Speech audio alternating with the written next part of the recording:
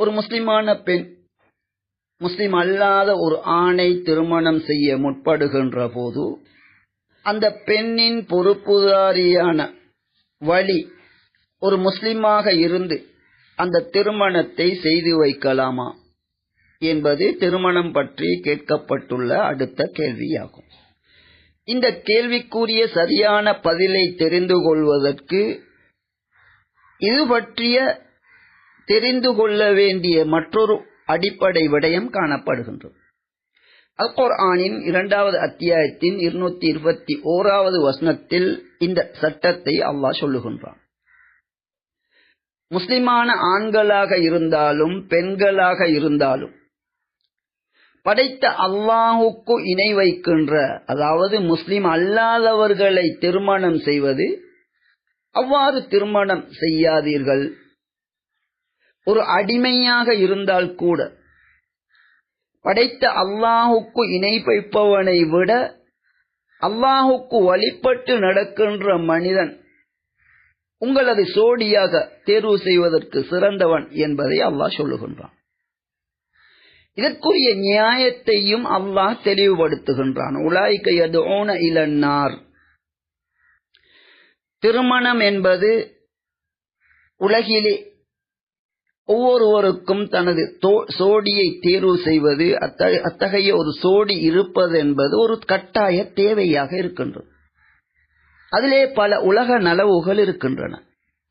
அதே நேரம் அதனைவிட முக்கியமானது, ஒவ்வொரு முஸ்லிமும் முஸ்லிம் அல்லாதவர்களுக்கு முதலிலே அவர்களுக்கு வழங்க வேண்டிய நலவு, மரணத்தின் பின்னர் நிரந்தர இன்பத்தை பெற்றுத் தருகின்ற இஸ்லாம் என்ற கொள்கையை முதலிலே அவர்களுக்கு வழங்க வேண்டும்.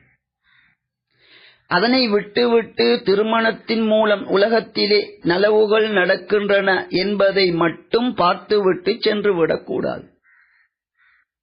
இதனைத்தான் அல்லாஹ் சொல்லுகின்றான், முஸ்லிம் அல்லாத ஒருவர் அவர்கள் நரகம் என்ற நிரந்தர தண்டனையின்பால் உங்களை அழைக்கின்றார்கள்.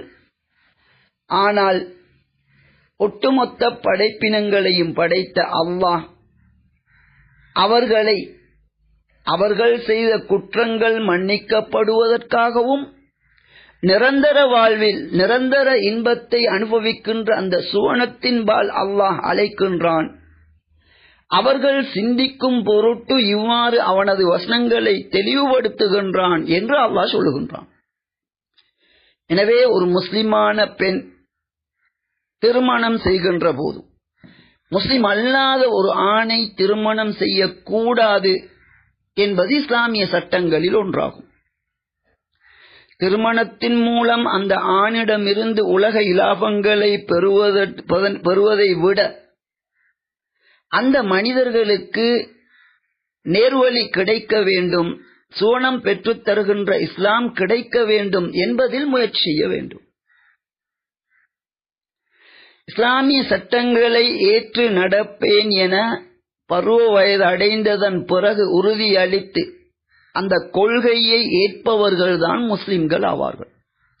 எனவே ஒரு முஸ்லிமான பெண் முஸ்லிம் அல்லாத ஆணை திருமணம் செய்வதென்பது இது ஹராமாக்கப்பட்ட, தடுக்கப்பட்ட ஒரு விடயம் என்பதை முதலிலே புரிந்து கொள்ள வேண்டும்.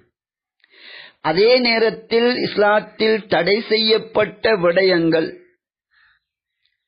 தனி மனிதர்களை பொறுத்தவரையில் அவர்களுடைய இக்கட்டான நிலைகளிலே ஹராமான விடயங்களை செய்ய வேண்டிய நிர்பந்த நிலைகள் ஏற்படும் என்பதையும் இஸ்லாம் மிக தெளிவாக கூறுகின்றது.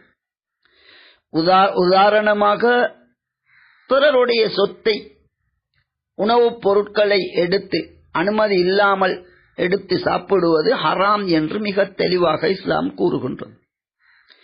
அதே நேரம் உணவுக்கு தேவையான ஒவ்வொரு வேளை உணவுகளும் இல்லாதவர்கள், பசி தாங்க முடியாமல் பஞ்சம் போன்றவை ஏற்பட்ட காலங்களிலே பிறருடைய அனுமதி இல்லாமல் தனது வயிற்று பசிக்காக உணவை எடுத்து சாப்பிட்டால் அது ஒரு தவறான முறை என்று இஸ்லாம் சொல்லுவதில்லை. அந்த இக்கட்டான நிலையில் அது அனுமதிக்கப்படுகின்றது.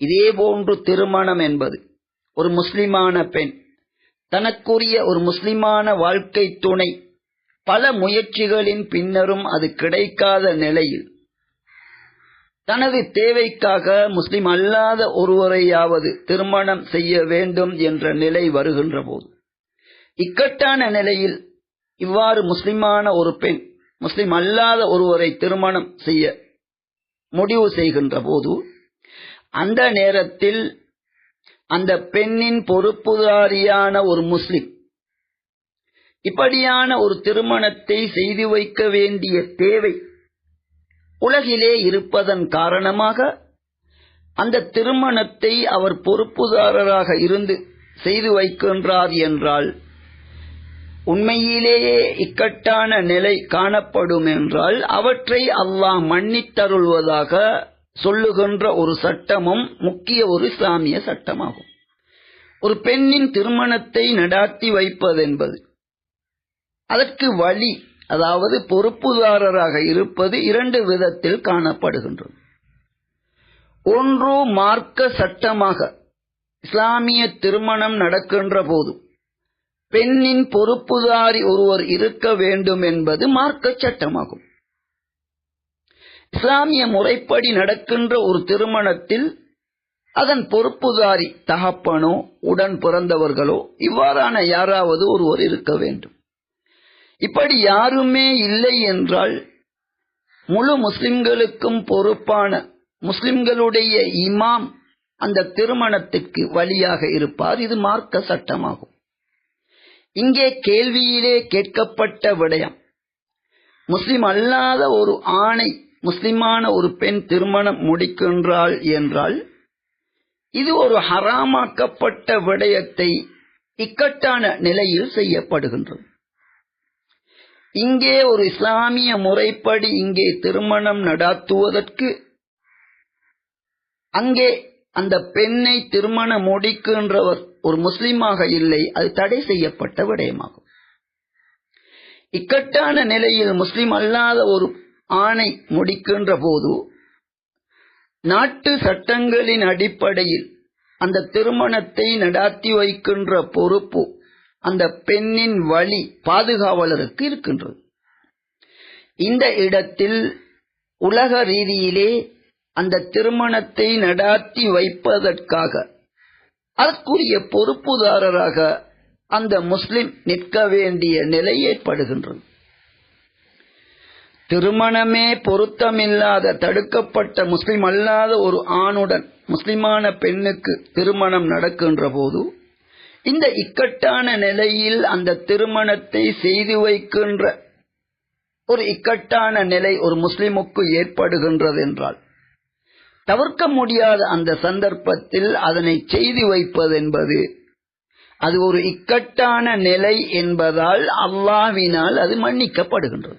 உலக தேவைகளில் ஒன்றாக திருமணம் என்ற ஒன்று இருக்கின்ற நிலையில் ஒரு முஸ்லிமான கணவனை பெற்றுக்கொள்வதற்காக பல முயற்சிகள் செய்தும் அது நடைமுறை சாத்தியமாகாத இத்தகைய ஒரு இக்கட்டான நிலையில் இப்படி ஒரு முஸ்லிமான பெண்ணும் அந்த பெண்ணின் பொறுப்புதாரியும் முடிவு செய்து இத்தகைய ஒரு திருமணத்தை செய்வார்கள் என்றால் அத்தகைய திருமணத்தை ஒரு முஸ்லிமான ஒருவர் செய்து வைக்கின்ற போது அவர்களுடைய நிலை கருதி அல்லாஹ் அதனை மன்னிக்கின்றான்.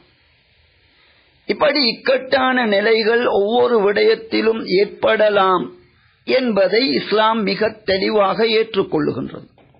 எனவே இது போன்ற விடயம் தடை செய்யப்பட்ட ஒரு விடயமாக இருந்தாலும் அதனை செய்கின்றவர்கள் இக்கட்டான நிலையில் அதனை செய்கின்ற போது படைத்த அல்லாஹ் அதனை மன்னித்து விடுகின்றான். எனவே அவ்வாறு அவர்கள் செய்வதை அவர்களுடைய நிர்பந்தத்தையும் தாண்டி அவர்கள் செய்வதை அதிலே நாம் தலையிட்டு தடையாக முரண்பட்டு பிரச்சினைகளை உருவாக்குவதென்பது நிச்சயமாக இஸ்லாமிய வழிமுறை கிடையாது. உண்மையிலேயே அவர்களுக்கு நிர்பந்த நிலை இருந்தால் அல்லாஹ் மன்னித்து விடுவான். உள்ளத்தளவிலேயே அவர்கள் பிழை செய்யும் நோக்கம் இருந்தால் அதற்குரிய கூலிதான் அவர்களுக்கு கிடைக்கும். எனவே இவ்வாறு இக்கட்டான ஒரு நிலையில் ஒரு முஸ்லிம் தனது பொறுப்பில் உள்ள பெண்களுக்கு முஸ்லிம் அல்லாத பெண்களை திருமணம் செய்து வைப்பார்கள் என்றால் அந்த இக்கட்டான நிலை கருதி அந்த தவறை அல்லாஹ் மன்னித்து விடுவான் என்பதே இஸ்லாத்தின் தெளிவான வழிகாட்டல் ஆகும்.